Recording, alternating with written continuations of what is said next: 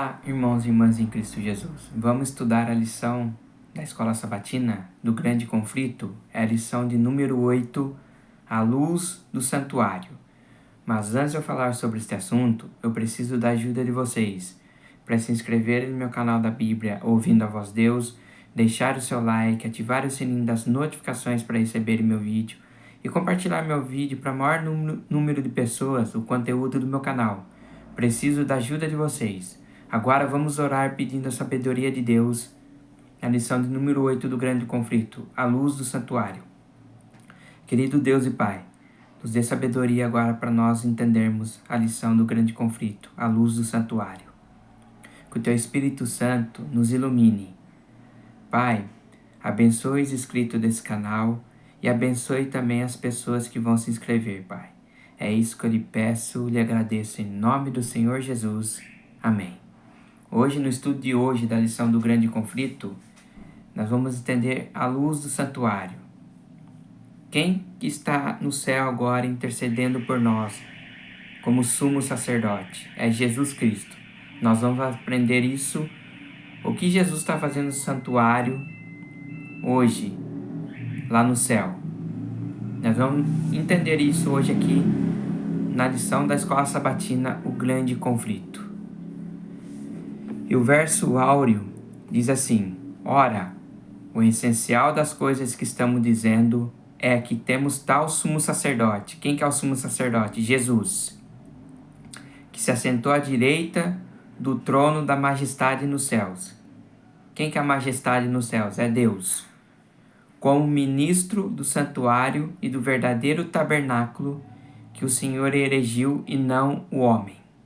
Hebreus 8, versos 1 e 2. Então nós temos um sumo sacerdote no céu, que é Jesus Cristo, que ele está no Santo dos Santos, intercedendo por nós.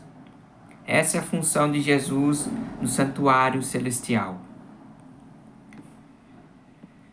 Depois do desapontamento de 22 de outubro de 1844, alguns mileritas compreenderam que a profecia dos 2.300 dias não tinha a ver com a volta de Jesus, como foi entendida, mas com a obra de Cristo no santuário celestial, descrita no livro dos Hebreus. Então, Guilherme Miller, ele pensou que Jesus ia voltar em 22 de outubro de 1844.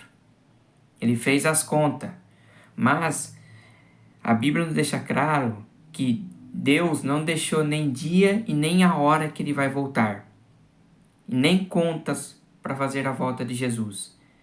Guilherme Miller fez uma conta, e essa conta chegou a 22 de outubro de 1844, mas Jesus não voltou. Como nós vemos aí, Jesus ele entrou no santuário celestial como sumo sacerdote. A purificação do santuário no céu era o cumprimento da purificação simbólica do santuário terrestre, ensinada em Levítico. Para entender melhor essa importante verdade, observe o paralelo entre Daniel 7 e 8. Vamos observar aqui. Babilônia. Quem que era Babilônia? Era cabeça de ouro. Medo-Persa.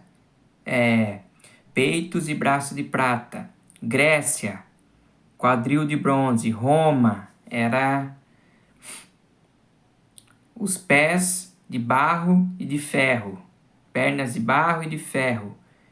E juízo no céu. Medo-Pérsia, Grécia, Roma. Purificação do santuário.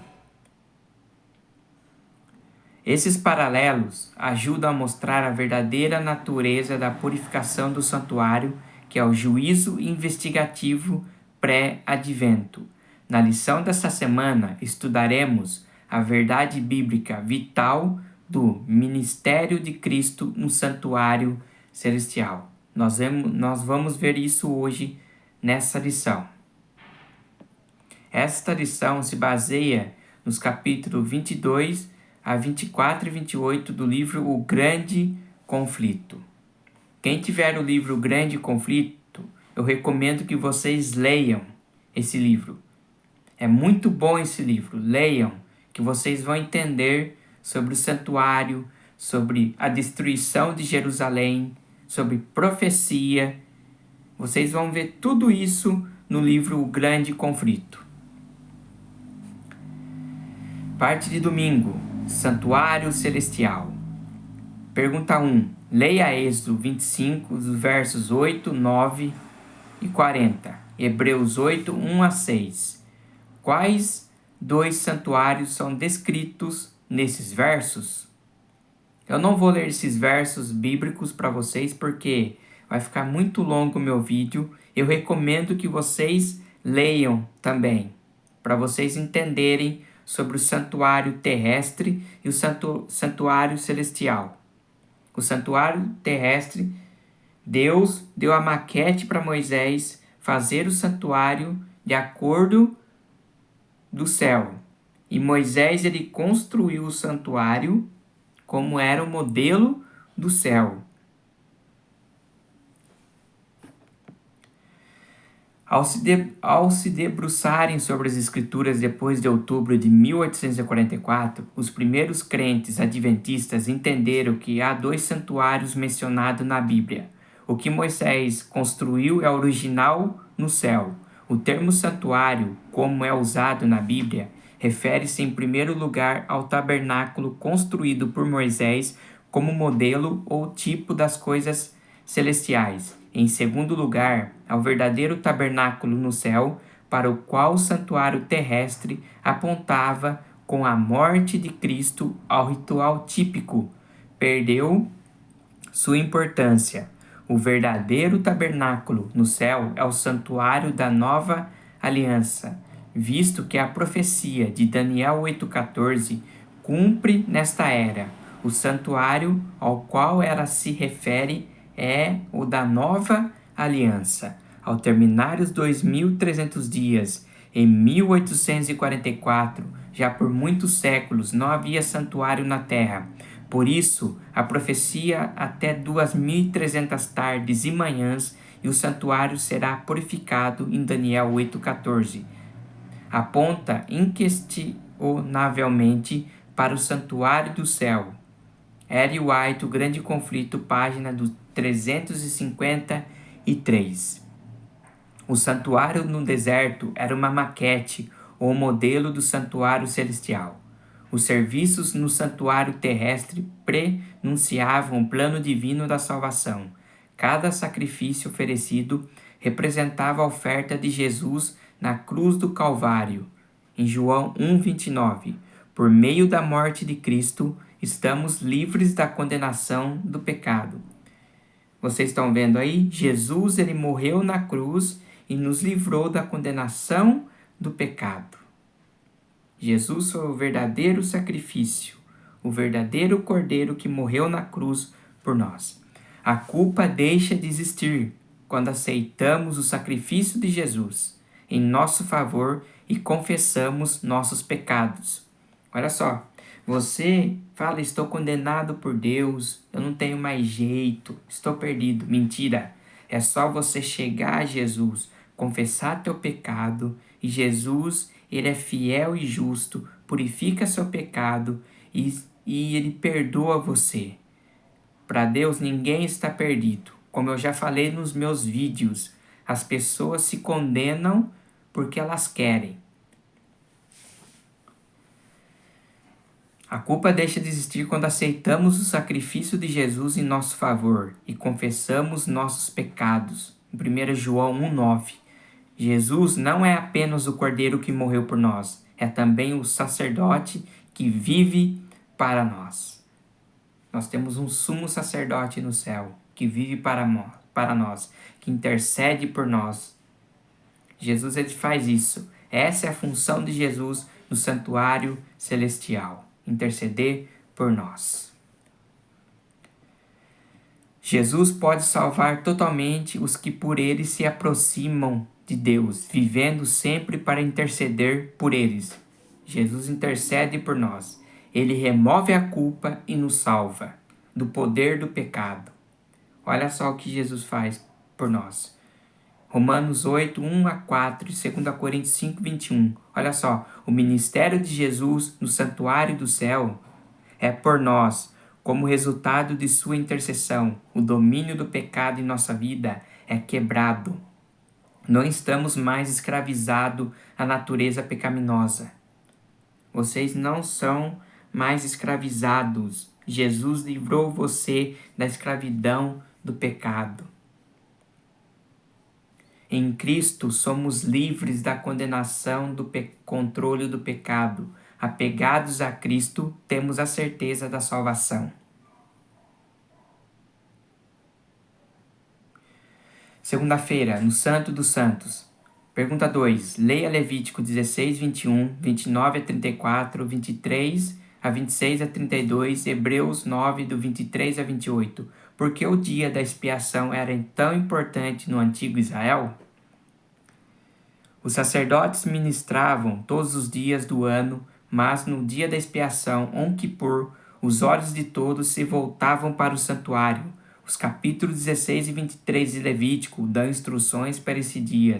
Todas as atividades regulares cessavam e todos jejuavam, enquanto o sumo sacerdote entrava na presença de Deus no lugar santíssimo em favor do povo. Todos faziam exame de consciência e buscavam a Deus em confissão. Então vocês estão vendo aí que só o sumo sacerdote podia entrar nos santos do santo. Só o sumo sacerdote para interceder pelo povo. Qualquer um que não se humilhasse no dia da expiação era eliminado do povo, isto é, e não faria mais parte do povo escolhido. Levítico 23, 27 e 29. No dia da expiação, o sumo sacerdote levava o sangue do bode do Senhor para o santuário e depois de aspergi-lo no propiciatório, aplicava o sangue nos chifres do altar de ouro e do altar de bronze, purificando o santuário. Depois de fazer expiação pelo santuário, ele colocava as mãos sobre o bode vivo e confessava os pecados de Israel. Então o animal era levado ao deserto para ser separado do acampamento para sempre. Levítico 16, 20 a 22. O sangue era transferido para o santuário nos cultos diários, mostrando o registro do pecado em Jeremias 17, 1. E o fato de que Deus se responsabilizava pelo destino final dele. No dia da expiação, o pecado era transferido para fora do santuário e colocado sobre o bode Azazel, representando Satanás e revelando sua responsabilidade pelo pecado. Esse bode era levado para o deserto, de modo que no fim do dia da expiação, Deus tinha o santuário e o povo purificados.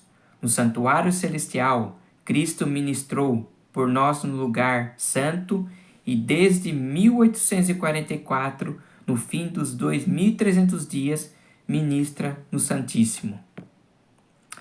Venceremos no juízo por causa de Jesus, nosso substituto. Jesus foi condenado para que fôssemos justificados por sua justiça, na qual não tínhamos parte. Ellen White, O Desejado de Todas as Nações, página 14. Como resultado dessa justiça, creditada a nós, afligimos nossas almas, o que é um afastamento do pecado. Isso significa que nos incomodamos com o mal e que não o justificamos nem nos apegamos a pecados acariciados, mas que crescemos na graça e vivemos em santidade. Santificação é isso. É você separar do pecado, é você abandonar o pecado e viver uma vida justa, digna para Deus. Parte de terça-feira, o juízo chegou. Pergunta 3. Qual é a semelhança entre Daniel 7, 9, 10 e Apocalipse 14, 6 e 7? O juízo é um tema preeminente na Bíblia. Deus há de trazer o juízo todas as obras, até a que estão escondidas, quer sejam boas, quer sejam más. Hoje as pessoas pensam assim, eu vou mentir ali, eu vou enganar meu amigo, eu vou enganar minha mãe. Não vai acontecer nada. Deus está vendo. Nós vamos comparecer diante do tribunal de Deus, todos. Eu traí minha esposa, ninguém viu. Deus viu. Você não consegue esconder nada de Deus. No dia do juízo, você vai ser condenado se você permanecer no pecado, permanecer fazendo coisas erradas. Deus vai julgar as obras, quer sejam boas, quer sejam más, que estão escondidas também. Não tem como você fugir de Deus, não tem como você esconder nada de Deus. Deus sabe de tudo de você, o que você vai fazer amanhã, depois da manhã. Deus sabe o que você vai almoçar, o que você vai tomar café e o que você vai jantar. Deus sabe de tudo. Você não tem como a gente esconder nada de Deus. Jesus chamou a atenção de seus ouvintes para o juízo futuro, quando as pessoas darão conta de toda a palavra inútil que a proferirem. Mateus 12:36. Paulo escreveu: Deus trará à plena luz as coisas ocultas das trevas, mas também manifestará os desígnios dos corações. 1 Coríntios 4:5. João ouviu o anjo dizendo: é chegada a hora em que ele vai julgar. Apocalipse 14:7. Pergunta 4. Leia Apocalipse 22:10-12. Quando Jesus voltar, qual será o destino de toda a humanidade? Que declaração foi feita a João? Qual vai ser o destino? As pessoas que permanecerem numa vida justa com Deus, obedecendo a Deus, vão ser salvas, vão subir com Cristo. As pessoas que permanecerem no erro vão ser condenadas.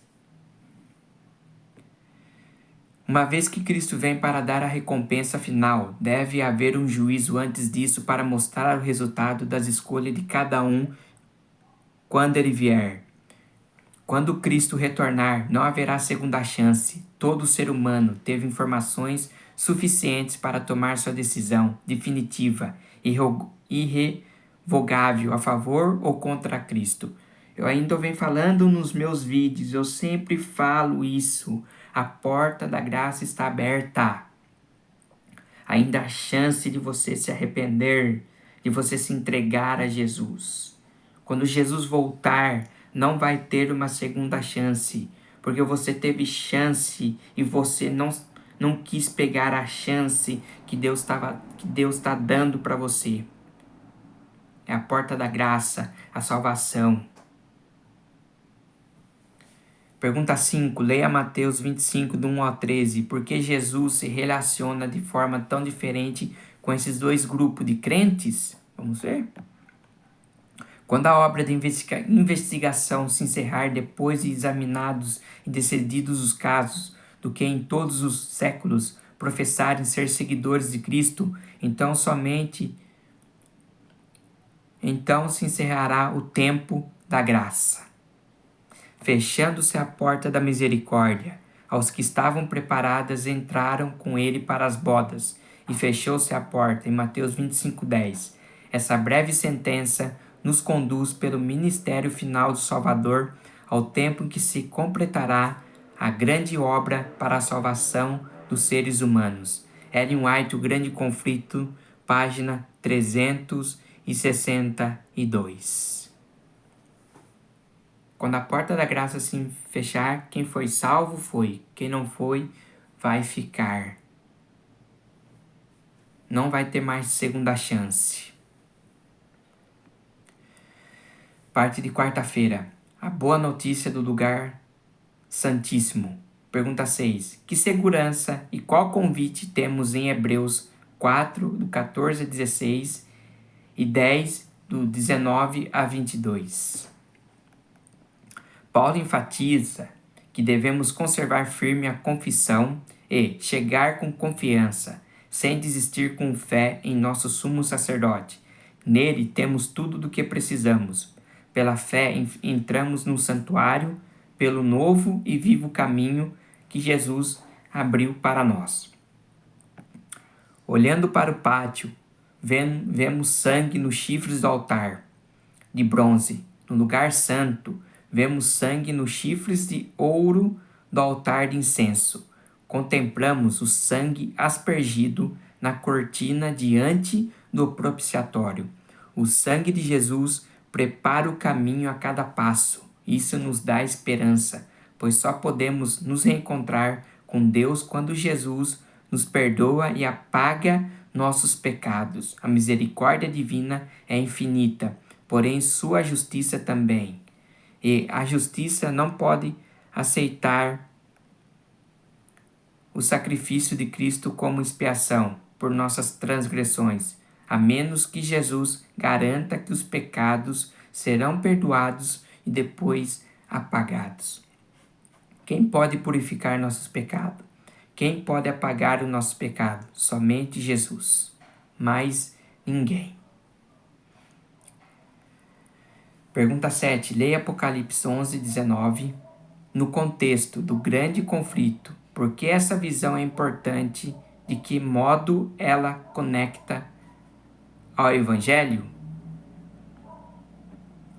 Na glória da presença divina, na sala do trono do universo, na base do trono de Deus, encontramos a lei de Deus na arca da aliança.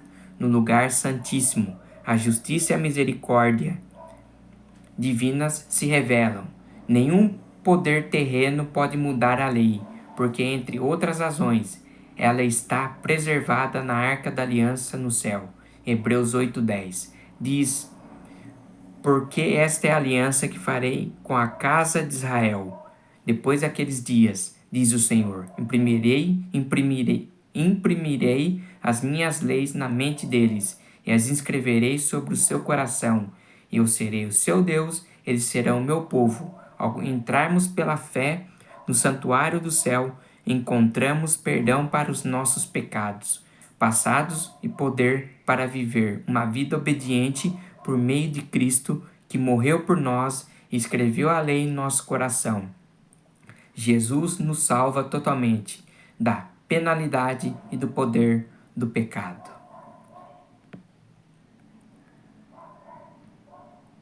Parte de quinta-feira. Jesus, nosso advogado no juízo. Nós temos um advogado no céu, e o advogado é Jesus. Pergunta 8. Qual é a diferença entre o ministério do sacerdote no santuário terrestre e o ministério de Jesus no santuário celestial? Hebreus 10, 9 a 14. De uma vez por todas, Cristo morreu na cruz como sacrifício perfeito pelo pecado. Seu ministério sacerdotal no santuário celestial nos santifica. Uma vez que adentrou o lugar santíssimo, ele permanece como nosso advogado no juízo, em 1 João 2:1.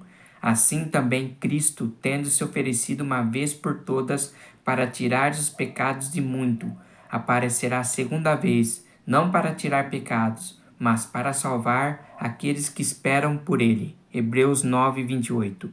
Por meio do seu sacrifício e mediação, ele resolveu o problema do pecado. Ele virá outra vez para aqueles que amam a sua vinda. 2 Timóteo 4:8.